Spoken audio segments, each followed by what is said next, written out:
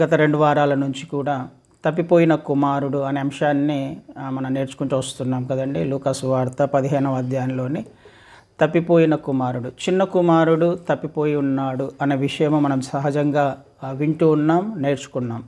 కానీ పెద్ద కుమారుని యొక్క పరిస్థితి కూడా అలాగే ఉంది అనే విషయాన్ని మనం గత వారం నేర్చుకున్నాం.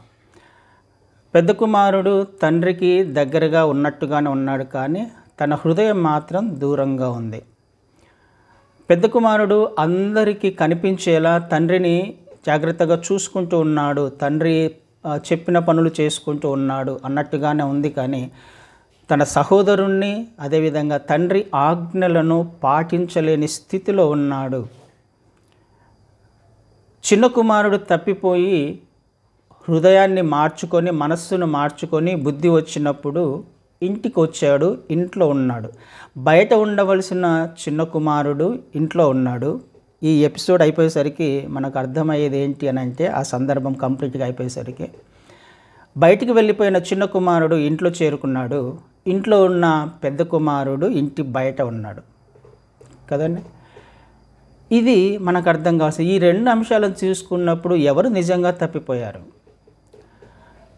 చిన్న కుమారుడు తన శరీర ఆశలను బట్టి, తనకున్న దుర్వ్యసనాలను బట్టి ఇంట్లో నుంచి బయటికి వెళ్ళిపోయాడు.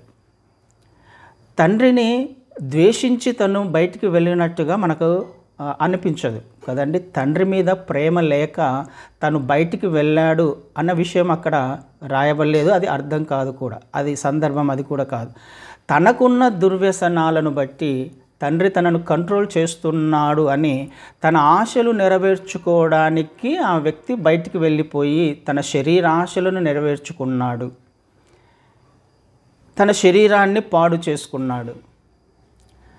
అయితే పెద్ద కుమారుని యొక్క పరిస్థితి ఏంటి? తనకు దుర్వ్యసనాలు లేవు, తనకు బ్యాడ్ హ్యాబిట్స్ ఏమీ లేవు పెద్ద కుమారునికి.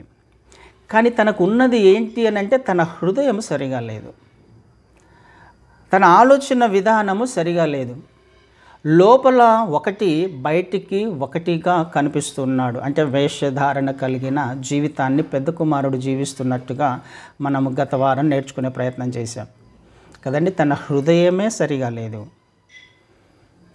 దుర్వ్యసనాలకు బానిసైన చిన్న కుమారుడికి బుద్ధి వచ్చి తండ్రి ఇంటిని చేరాడు. కానీ హృదయమును పాడు చేసుకున్న పెద్ద కుమారునికి మాత్రం మారు మనస్సు పుట్టట్లా కదండి. ఎవరు మారు మనస్సు అంటే వేషధారణ కలిగిన జీవితం జీవిస్తూ ఉన్న పెద్ద కుమారుడు తను త్వరగా తన హృదయాన్ని మార్చుకోలేకపోతున్నాడు. ఇక్కడ మనకు అర్థం అవ్వాల్సినది హృదయ స్థితి ఎలా ఉంది కదండి. శరీరాన్ని పాడు చేసుకున్న వాడికి బుద్ధి వచ్చింది, వచ్చాడు తండ్రి ఇంటికి. కానీ హృదయాన్ని పాడు చేసుకున్న పెద్ద కుమారుడు మాత్రం ఇంటి బయట ఉండిపోయాడు. ఈ 2 కొద్దిగా మనం ఆలోచించాల్సిన అవసరం ఖచ్చితంగా ఉంది. దేవుడు చూసేది ఏమిటి? ఎవరు తండ్రి చిత్తాన్ని చేయలేరు, ఎవరు తండ్రి ఇంటి బయట ఉంటారు, ఎవరు దేవుని ఆశీర్వాదాలను పొందుకోలేరు అని అంటే, ఎవరి హృదయం అయితే పాడైపోతుందో, ఎవరి హృదయము దేవుని ఎదుట సరిగా ఉండదో వాళ్ళు దేవుని చిత్తములో నుంచి తప్పిపోయే అవకాశం ఉంది. దేవుని ఇంటి బయట ఉండే అవకాశం ఉంది, తండ్రి ఇంటి బయట ఉండే అవకాశం ఉంది. అయితే ఈ ఇద్దరిని మనం ఆలోచన చేసినప్పుడు, ఇద్దరి విషయంలో తండ్రి యొక్క ప్రేమలో మాత్రం మార్పు లేదు కదండి. చిన్న కుమారుడు తప్పిపోయి ఇంటికి వచ్చినప్పుడు పరిగెత్తుకుంటూ వెళ్ళాడు. తండ్రి హృదయము తనని ప్రేరేపించి పరిగెత్తుకుంటూ వెళ్ళి హత్తుకుని ఇంటిలో చేర్చుకునే విధంగా తండ్రి ప్రవర్తించినట్టుగా మనం చూసాం.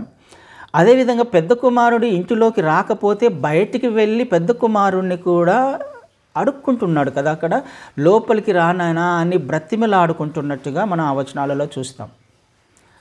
చిన్న కుమారుని పట్ల పెద్ద కుమారుని పట్ల తండ్రి ప్రేమలో మాత్రం మార్పు లేదు. ఈ విషయాన్ని మనం గమనించాలి. ఇద్దరు కూడా తన సన్నిధిలో ఉండాలి, తన ఇంట్లో ఉండాలి అన్నది తండ్రి యొక్క ప్రేమ.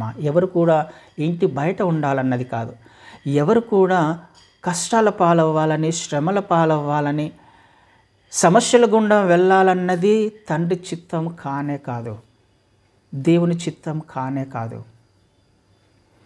తండ్రి ప్రేమను మనం ఇద్దరి పట్ల అర్థం చేసుకోవాలి. ఇద్దరి పట్ల ఎలా ప్రవర్తించాడు తండ్రి. ఇద్దరు ఇంట్లో ఉండాలని ఆశపడ్డాడు. కానీ తండ్రి హృదయం అర్థం చేసుకోలేని వారు ఏం చేస్తున్నారు? బయటికి వెళ్ళే ప్రమాదం ఉంది. బయటికి వెళ్ళడానికి ప్రయత్నం చేస్తున్నాడు. ఎవరు?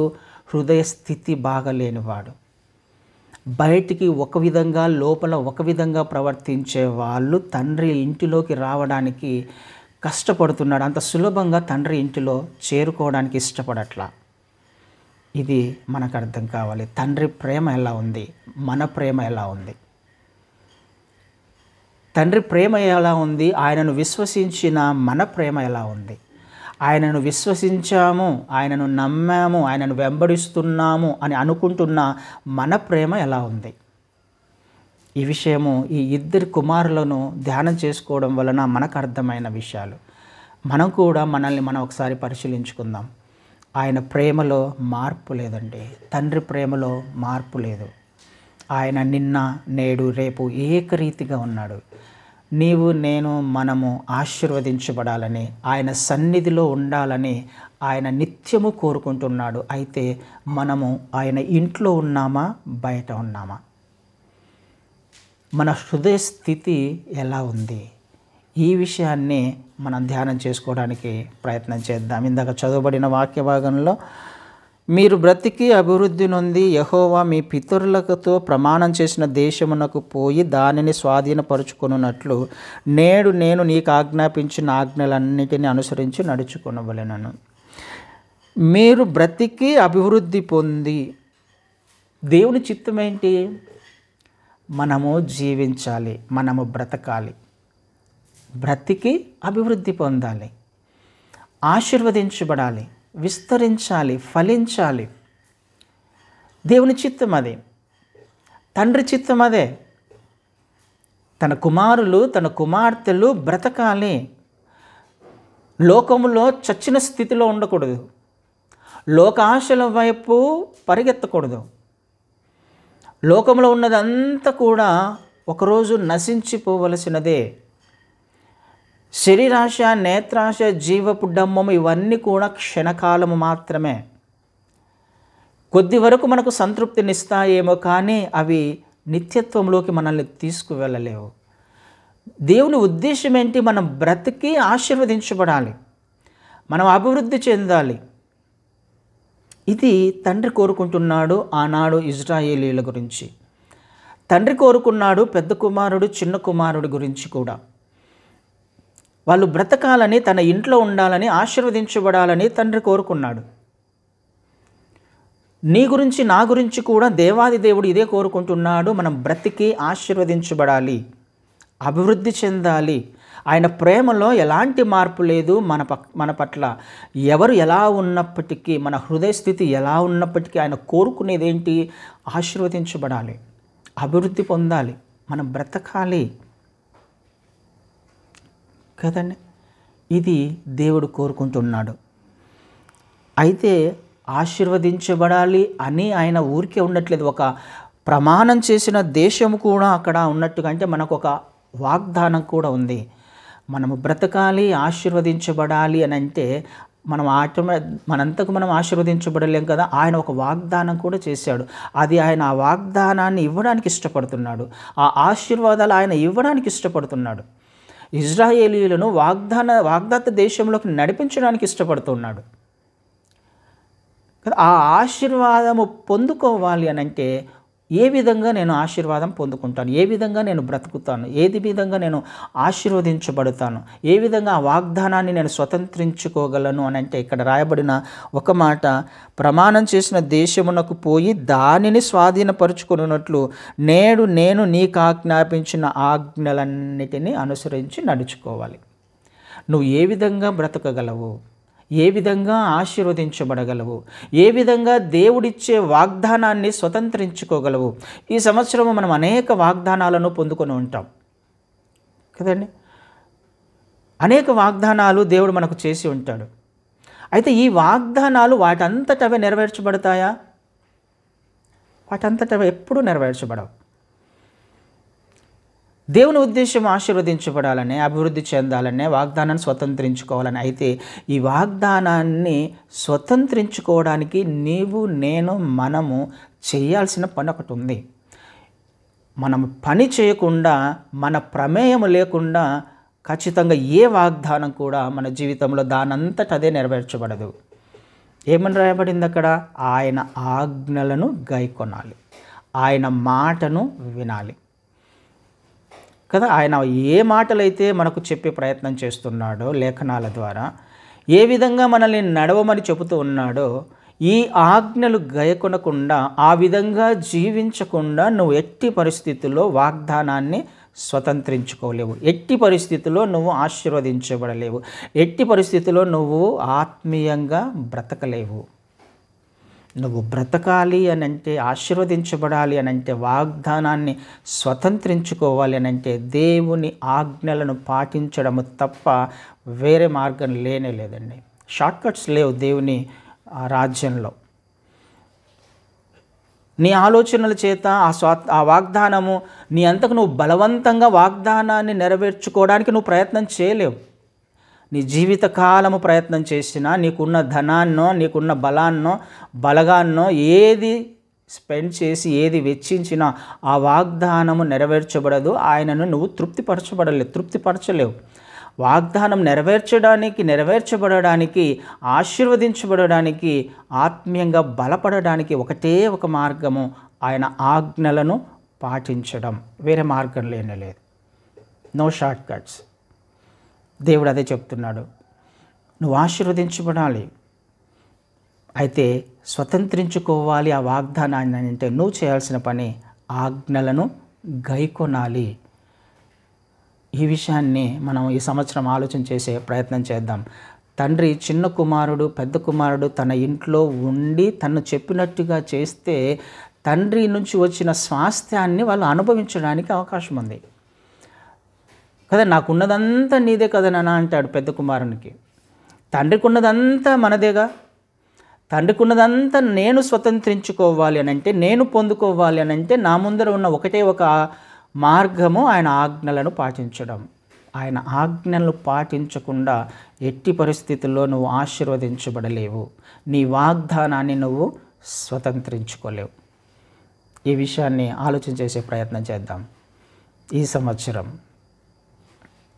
అయితే ఆ వాగ్దానాన్ని స్వతంత్రించుకోవడానికి, ఆయన మార్గంలో మనము వెళ్తున్నామా లేదా అని పరీక్షించడానికి ఆయన మన ముందు ఒక అరణ్య మార్గాన్ని తీసుకొని వస్తాడు. అదే కదా 2వ వచనంలో రాయబడింది. మరి నీవు ఆయన ఆజ్ఞలను గైకొందువో లేదో నిన్ను శోధించి నీ హృదయంలో ఉన్నది తెలుసుకొనుటకు నిన్ను అనచు నిమిత్తమును అరణ్యములో ఈ 40 సంవత్సరములు నీ దేవుడైన యెహోవా నిన్ను నడిపించిన మార్గమంతటిని జ్ఞాపకం చేసుకో. ఆయన చేస్తున్న పని ఏంటి? ఆయన ఆజ్ఞలను గైకొంటావా లేదా, వింటున్నావా లేదా. నిన్ను ఆడ శోధించి అని రాయబడింది, కానీ యాక్చువల్గా దేవుడు శోధించాడు ఎవరిని కూడా. మనం యాకోబులో ఆ మాట చూస్తాం. ఆయన శోధింపబడడు, ఆయన ఎవరిని శోధించడు. ఆ మాట ఇంగ్లీష్లో ప్రూవ్ అనే ఉంటుంది. అంటే నీ హృదయంలో ఉన్నది ఏంటో నీకు తెలియచెప్పడానికి అని అర్థం. దానిని ప్రూవ్ చేయడానికి నీవు ఏ విధంగా ప్రవర్తిస్తున్నావో, నా ఆజ్ఞలకు నువ్వు ఏ విధంగా రెస్పాండ్ అవుతున్నావో ఆ విషయాన్ని నీకు తెలియచెప్పడానికి, నీకే ప్రూవ్ చేయడానికి ఆయన కొన్ని పరిస్థితులను మన జీవితంలో అనుమతిస్తాడు. ఆ పరిస్థితులు అననుకూలంగా ఉంటాయి. ఆ పరిస్థితులు అరణ్య మార్గముల గుండా తీసుకుని వెళ్తాయి మనల్ని. ఆనాడు ఇజ్రాయేలీయులను కూడా తీసుకువెళ్ళాయి. దేవుని చిత్తం చేస్తున్నామా లేదా? ప్రార్థన చేశారు వాళ్ళు, అయా మమ్మల్ని విడిపించు అని మొరపెట్టారు. మా శ్రమలు, మా కష్టాలు అధికమైపోయి, బానిసత్వం ఎక్కువైపోయిందని ప్రార్థన చేస్తే, మొరపెడితే ఆయన వచ్చి వాళ్ళని విడిపించి, వారి హృదయంలో నిజంగా తండ్రి మీద లేకపోతే దేవుని మీద ప్రేమ ఉందా? నిజంగా మొరపెట్టారా?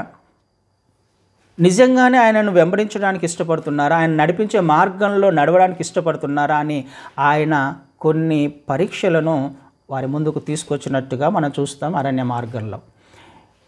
నీ విషయంలో, నా విషయంలో కూడా అదే జరుగుతుంది. నిజంగా నేను దేవుని ఆజ్ఞలను పాటిస్తున్నానా? ఏ విధంగా తెలుస్తుంది? నా జీవితంలో అననుకూల పరిస్థితులు వచ్చినప్పుడు, పరిస్థితులు బాగా లేక ఉన్నప్పుడు, నేను అనుకున్నది జరగకుండా ఉన్నప్పుడు కదా, సహజంగా మనము చాలా అనుకుంటూ ఉంటాం. క్రైస్తవులమైనప్పటికీ, విశ్వాసులమైనప్పటికీ మన ఆలోచన మీద, మన శక్తి మీద మనము ఒక్కొక్కసారి ఆధారపడుతూ ఉంటాం. కొన్ని సందర్భాల్లో ఇది జరగాలి, ఇలా జరగాలి, ఇలా నెరవేర్చబడాలి అని మన ప్రయత్నం మనం చేస్తూ ఉంటాం. అది అనుకూలపరిచినప్పుడు, అంటే అది జరగనప్పుడు, మనం అనుకున్నది జరగనప్పుడు మనకు ఒక నిరాశ, నిస్పృహ, ఎందుకు దేవుడు చేయలేదు, ఎందుకు జరగలేదు కదా, దేవుని ఆజ్ఞల వైపు ఒకసారి అనుమానించే అవకాశం ఖచ్చితంగా ఉంది కదండి. నా ఆలోచనలు దేవుని మార్గాన్ని నా వైపుగా మరల్చలేవు. నా చిత్తము దేవుని చిత్తాన్ని నా చిత్తంలోకి తీసుకురాలేవు. నేను ఎట్టి పరిస్థితుల్లో ఎంత ప్రయత్నం చేసినా ఆయన చిత్తాన్ని మార్చలేను. ఆయన చిత్తము మార్చడానికి, లేకపోతే ఆయన కదిలించబడడానికి, ఆయన ఉద్దేశాలు మన జీవితంలో నెరవేర్చడానికి మనమే ఆయన చిత్తంలోకి వెళ్ళాలి, మనమే ఆయన మార్గంలోకి వెళ్ళాలి. అప్పుడు మాత్రమే అది నెరవేర్చబడుతుంది. ఆయనను మన మార్గంలోకి తీసుకురాలేము. ఎవరిని కూడా మనము, దేవుణ్ణి మన మార్గంలోకి తీసుకురాలేము ఎట్టి పరిస్థితులలో కూడా. అందుకనే ఆయన మాట్లాడుతున్నాడు, నువ్వు ఈ 40 సంవత్సరాలు ఒకసారి జ్ఞాపకం చేసుకో. దేవుడు నిన్ను ఏ విధంగా నడిపించాడు. మన గత సంవత్సరాలను కూడా మనం ఒక్కసారి జ్ఞాపకం చేసుకుందాం.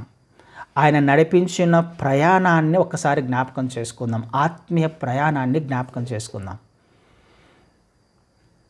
ఏ పరిస్థితులలో ఆయన మనల్ని ఏ విధంగా తీసుకొని వచ్చాడు, ఆ పరిస్థితులన్నిటిలో నా ఆత్మీయ స్థితి ఎలా ఉంది, నేను వెళ్ళిన కఠిన పరిస్థితులలో నేను సనిగానా, గొనిగానా, దేవుని చిత్తం చేయడానికి ప్రయత్నం చేశానా, ఎన్ని సక్సెస్ అయ్యాయి, ఎన్ని ఫెయిల్యూర్స్గా మారాయి, నా స్థితి, ఆత్మీయ స్థితి ఇంతకు ముందు కంటే ఇప్పటికీ, ఇంతకు ముందును ఇప్పటిని కంపేర్ చేసినప్పుడు బెటర్గా ఉందా లేదా ఈ సంవత్సరం. నా ప్రయాణాన్ని ఒక్కసారి జ్ఞాపకం చేసుకోవాలి. దేవుడు అదే కోరుకుంటున్నాడు. దేవుడు నడిపించిన మార్గాలన్నిటిని ఒకసారి జ్ఞాపకం చేసుకో. గత కాలంలో నువ్వు వెళ్ళిన ప్రతి సందర్భాన్ని జ్ఞాపకం చేసుకో. నువ్వు నడిచిన ప్రతి మార్గాన్ని ఒకసారి జ్ఞాపకం చేసుకో. నువ్వు ఆలోచన చేసిన ప్రతి విషయాన్ని జ్ఞాపకం చేసుకో. ఎందుకు సక్సెస్ అయింది, ఎందుకు ఫెయిల్యూర్ అయింది, దేవుని మీద ఎందుకు సనిగావు, ఎందుకు గొనిగావు, ఎందుకు నువ్వు అరణ్యంలోనే నశించిపోవాల్సి వచ్చింది, ఎంతమంది అరణ్యంలో నశించిపోయారో మీకు తెలుసు. ఆ విషయాలను ఒక్కసారి జ్ఞాపకం చేసుకోండి అని అంటున్నాడు కదండి. ఎప్పుడు మన హృదయ స్థితి బయటపడుతుంది, మన హృదయంలో ఉన్న విషయాలు ఎప్పుడు బయటకు వస్తాయి. ఇక్కడ రాయబడిన మాట అది, నీ హృదయంలో ఉన్నది నీకు చెప్పడానికి నేను నిన్ను అరణ్య మార్గం గుండా తీసుకువెళ్ళాను అంటాడు. యాక్చువల్గా నిర్గమకాండ 13లో చూస్తే మనకు అక్కడ షార్ట్ కట్ ఉంది. అంటే షార్ట్ కట్ కాదు, యాక్చువల్గా ఐగుప్తు నుంచి కనానుకు చాలా తక్కువ, ఒక వేరే మార్గం ఉంది. చూద్దాం ఆ మాట. నిర్గమకాండంలో 13వ అధ్యాయము 17వ వచనాన్ని చదువుతాను. మరియు ఫరో ప్రజలను పోనీయగా దేవుడు, ఈ ప్రజలు యుద్ధము చూచినప్పుడు వారు పశ్చాత్తాపపడి ఐగుప్తుకు తిరుగుదురేమో అనుకొని ఫిలిష్తీయుల దేశము సమీపమైనను ఆ మార్గమున వారిని నడిపించలేదు. అయితే దేవుడు ప్రజల చుట్టూ దారియగు ఎర్ర సముద్రం అరణ్య మార్గమున నడిపించెను. ఉంది కదా, సమీపమైన మార్గం ఉంది. దేవుడు నిన్ను ఏ విధ చేతనైనాను ఆశీర్వదించగలడు. దేవుడు ఇజ్రాయేలీయులను తీసుకువెళ్ళి డైరెక్ట్గా కనానుకు చేర్చగలడు. ఆయన కష్టమేం కాదు, ఆయనకు అసాధ్యమైనది ఏదైనా ఉందా? తీసుకువెళ్ళి కనాన్లో చేర్చగలడు. కానీ ఆ మార్గంలో వెళ్తూ ఉన్నప్పుడు అక్కడ ఫిలిష్తీయుల మార్గం గుండా వెళ్ళాలి. అక్కడ యుద్ధము చేయాలి, వాళ్ళతో శత్రువులతో యుద్ధం చేయాలి, గెలుచుకుంటూ ముందుకు వెళ్ళాలి. దేవుని ఉద్దేశం అదే.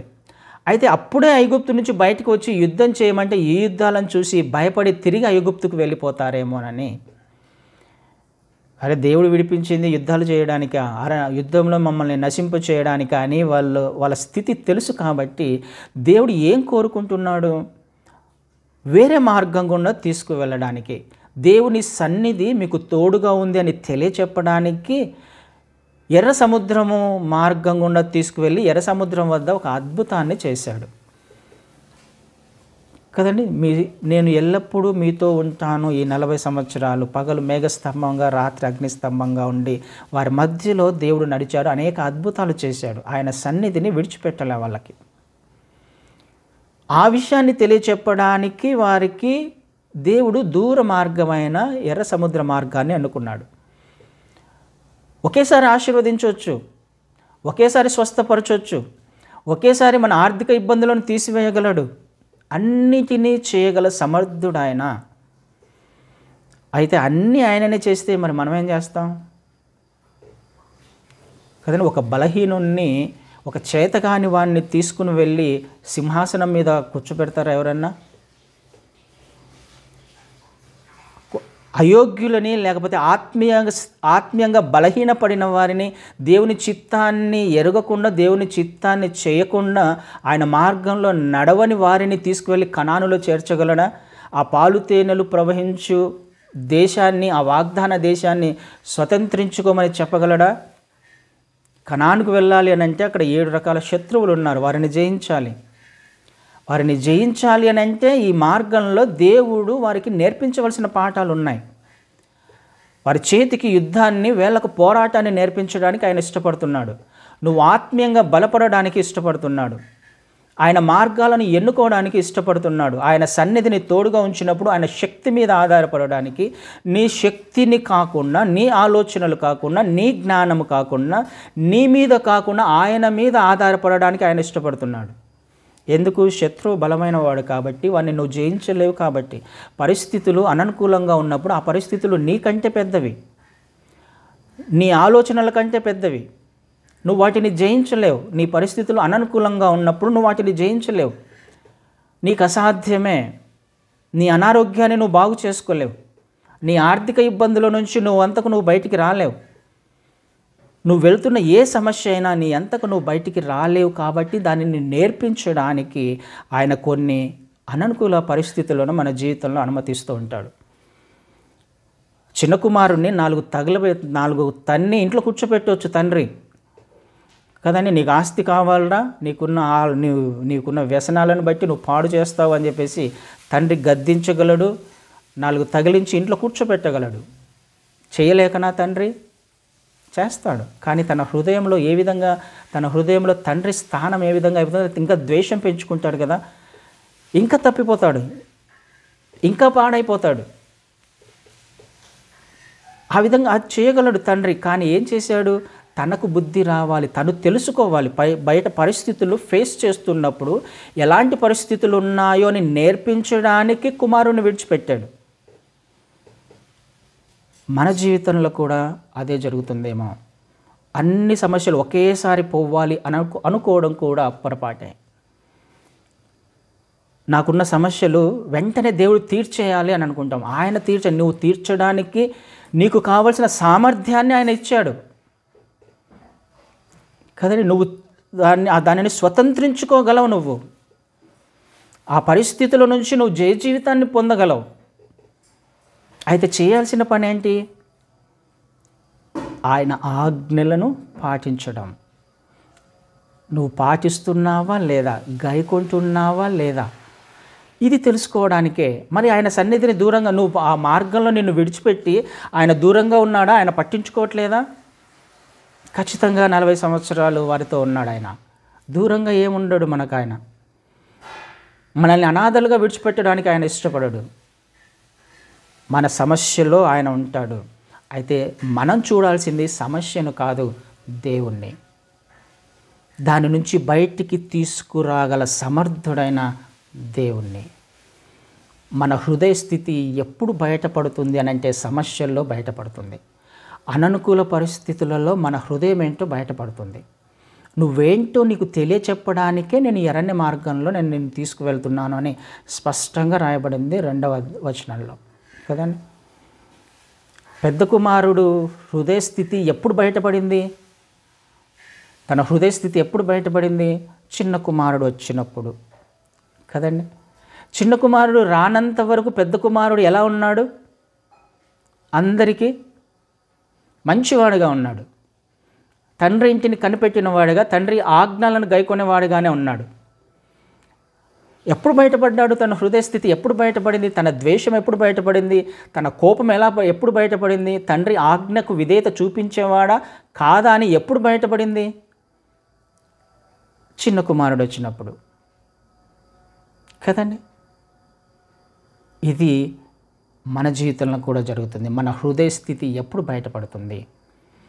మనము కఠినమైన పరిస్థితుల గుండా వెళ్తూ ఉన్నప్పుడు, అననుకూల పరిస్థితుల గుండా వెళ్తూ ఉన్నప్పుడు, మనం అనుకున్నది జరగనప్పుడు, మనం అనుకున్నది జరగడం కాదు, దేవుడు అనుకున్నది జరుగుతుందా లేదా అనే ఆలోచన మనము ఖచ్చితంగా కలిగి ఉండాలి. ఈ విషయాన్ని ఒక్కసారి జ్ఞాపకం చేసుకునే ప్రయత్నం చేద్దాం.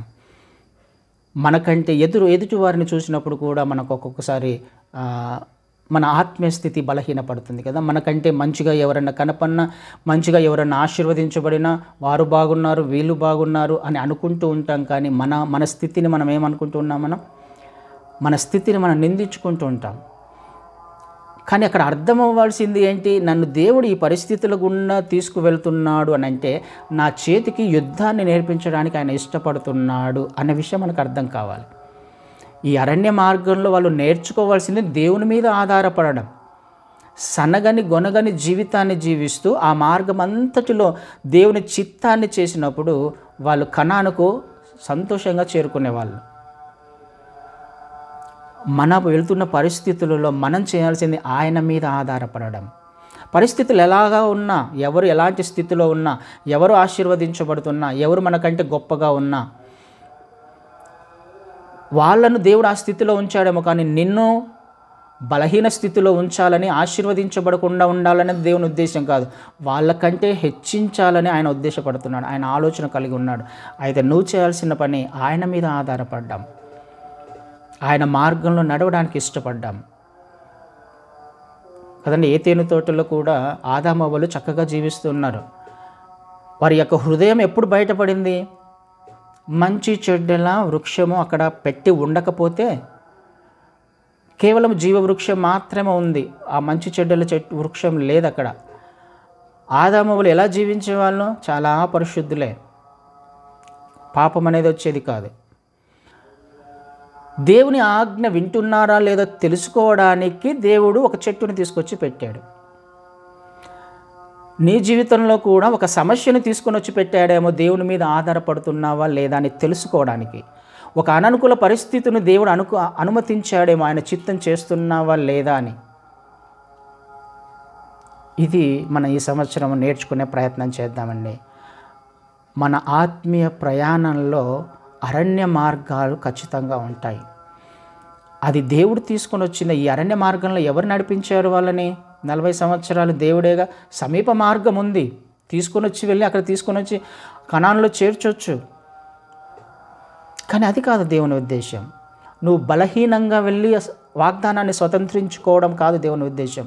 నువ్వు బలపడాలి, దేవుని మీద ఆధారపడాలి, నువ్వు శక్తిని పొందుకోవాలి, నువ్వు ఆశీర్వదించబడాలి, నువ్వు బ్రతకాలి, వాగ్దానాన్ని స్వతంత్రించుకోవాలి. నీ అంతకు నువ్వు స్వతంత్రించుకోవాలి దేవుని సహాయముతో, దేవుని మార్గంలో, దేవుని ఆజ్ఞలను పాటిస్తూ. ఇది తప్ప వేరే షార్ట్కట్ లేనే లేదండి దేవుని వాగ్దానాలను స్వతంత్రించుకోవడానికి. ఇది ఒకసారి ఆలోచన చేసే ప్రయత్నం చేద్దాం. మనం వెళ్ళిన ప్రయాణం ఎలా ఉంది? మన ఆత్మీయ ప్రయాణం ఎలా ఉంది? ఇలా వెళ్తూ ఉన్నప్పుడు దేవుని ఆజ్ఞలను పాటిస్తున్నామా లేదా తెలుసుకోవడానికి 2 రకాల వ్యక్తిత్వాలు మనకు కనిపిస్తాయి. సమయం లేదు కాబట్టి ఫాస్ట్గా చెప్పేస్తాను. అక్కడ 3వ వచనంలో 2 వ్యక్తులు కనపడుతున్నారు కదా. దేవుని మాట చొప్పున బ్రతికేవాళ్ళు. 3వ వచనంలో ఏమనుంది? ఆహారం వలననే కాక యెహోవా సెలవిచ్చిన ప్రతి మాట వలన నరులు బ్రతుకుదురని నీకు తెలియచేయుటకు ఆయన నిన్ను అణిచి నీకు ఆకలి కలుగచేసి నీవే కానీ నీ పితరులే కానీ ఎన్నడేరు కానీ మన్నాతో పోషించాను. అక్కడ 2 రకాల మనస్తత్వాలు కనపడుతున్నాయి. ఆహారము వలన బ్రతుకుతాము అనేవాళ్ళు కొంతమంది, ఆహారము వలన మాత్రమే కాదు దేవుని మాట చొప్పున బ్రతుకుతాము అనే విషయాన్ని కూడా దేవుడు మాట్లాడుతున్నాడు కదా. వాళ్ళు తాపత్రయపడింది దేనికోసం? అరణ్య మార్గంలో ఆహారం కొరకు, వాళ్ళ శరీర ఆశలను నెరవేర్చుకోవడానికి, వారు సంతృప్తిగా జీవించడానికి. కానీ అది వాళ్ళని ఏమైనా కనానుకు చేర్చగలిగారిందా? ఆ ఆశలు కనానుకు చేర్చాయా వాళ్ళని? ఖచ్చితంగా చేర్చలేకపోయాయి. కానీ ఎవరు ఆ కనానుకు చేరుకున్నారు? ఇద్దరు వ్యక్తులే. అక్కడి నుంచి బయలుదేరిన వారిలో ఇద్దరు మాత్రమే. కాలేబు, ఎవరు వాళ్ళు ఏం చేశారు? దేవుని మాట విన్నారు, దేవుని ఆజ్ఞ విన్నారు కదా. దేవుని ఆజ్ఞ చొప్పున విన్న వాళ్ళు మాత్రమే కనానును స్వతంత్రించుకోగలరు. మనిషి బ్రతికేది ఆహారము వలన కాదు, ఆహారం వలననే, ఈ లోకంలో ఉన్నవి సంపాదించుకోవడం వలననే, ఫిజికల్ థింగ్స్ వలననే మనం సాటిస్ఫై అవుతాము కదా. దీని వలననే మనిషి బ్రతుకుతున్నాడు అనుకున్న వాళ్ళు కొంతమంది. కానీ దేవుని మాట కావాలి, దేవుని మాట చొప్పుననే జీవిస్తాము అని అనుకున్న వాళ్ళు కొంతమంది. ఏ కోవలోకి మనం చెందుతాం? దేవుని మాట కొరకు ఎదురు చూస్తున్నామా? దేవుని ఆజ్ఞల కొరకు ఎదురు చూస్తున్నామా? మన ఆహారాన్ని మనం సంపాదించుకోవడానికి ప్రయత్నం చేస్తున్నామా? ఈ లోకంలో మనం కలిగి ఉన్న ఫిజికల్ బ్లెస్సింగ్స్ని కాపాడుకోవడానికి మనం ప్రయత్నం చేస్తున్నామా? ఈ విషయాన్ని ఒక్కసారి ఈ సంవత్సరం ఆలోచన చేసే ప్రయత్నం చేద్దాం. చిన్న కుమారుడు డబ్బులు తీసుకొని బయటికి వెళ్ళిపోయాడు. చేతులు నిండా డబ్బులు ఉన్నాయి, కావాల్సినవి తిన్నాడు, తిరిగాడు, ఎంజాయ్ చేశాడు. దీని వలననే నేను బ్రతుకుతాను, దీని వలననే నేను సంతోషిస్తాను అని అనుకున్నాడు చిన్న కుమారుడు. కానీ దాని వలన బ్రతికాడా? చివరికి ఏమైపోయింది? తన ఏ పరిస్థితికి వెళ్ళాడు? తనకున్నదంతా పోయింది. కానీ దేని వలన తిరిగి బ్రతికాడు ఆయన? చిన్న కుమారుడు తండ్రి వద్దకు రావడం వలన, మారు మనస్సు వలన. తండ్రి ఆజ్ఞలు మాత్రమే చిన్న కుమారుణ్ణి బ్రతికించాయి, తండ్రి చిత్తము మాత్రమే చిన్న కుమారుణ్ణి బ్రతికించాయి. తండ్రి ఆజ్ఞలు పెద్ద కుమారుని కూడా బ్రతికించడానికి ఆయన ఇష్టపడుతున్నాడు. కానీ ఆ ఆజ్ఞలో నడవడానికి పెద్ద కుమారుడు ఇష్టపడక ఇంటి బయట ఉండిపోయాడు. మనము బ్రతికేది ఈ లోకంలో ఫిజికల్ థింగ్స్ వలన కాదండి. దేవుని మాట, దేవుని ఆజ్ఞ, దేవుని చిత్తము, ఇది మాత్రమే మనల్ని బ్రతికిస్తుంది, ఇది మాత్రమే మనల్ని కనానుకు చేరుస్తుంది. ఆలోచన చేద్దాం. ఈ ఆత్మీయ ప్రయాణాల్లో గడిచిన సంవత్సరాలలో మనం వెళ్ళిన ప్రతి మార్గాన్ని జ్ఞాపకం చేసుకుందాం. ప్రతి మార్గంలో ఆయన సన్నిధి మనకు తోడుగా ఉంది. ప్రతి మార్గంలో ఆయన మనకు ఏదో నేర్పించడానికి ఇష్టపడుతున్నాడు. అది అరణ్య ప్రయాణమే కావచ్చు. ఆ అరణ్య ప్రయాణంలో నీకు జీవితాన్ని ఇవ్వడానికి ఇష్టపడుతున్నాడు. నువ్వు ఆశీర్వదించబడాలని ఇష్టపడుతున్నాడు. ఆయన సన్నిధి తోడుగా లేదు అని మాత్రం అనుకోమాకండి. ఆయన ఉన్నాడు, నీ పక్కలోనే ఉన్నాడు, నీకు తోడుగా ఉన్నాడు. అయితే నువ్వు దానిని గ్రహించడానికి ఆయన ఇష్టపడుతున్నాడు.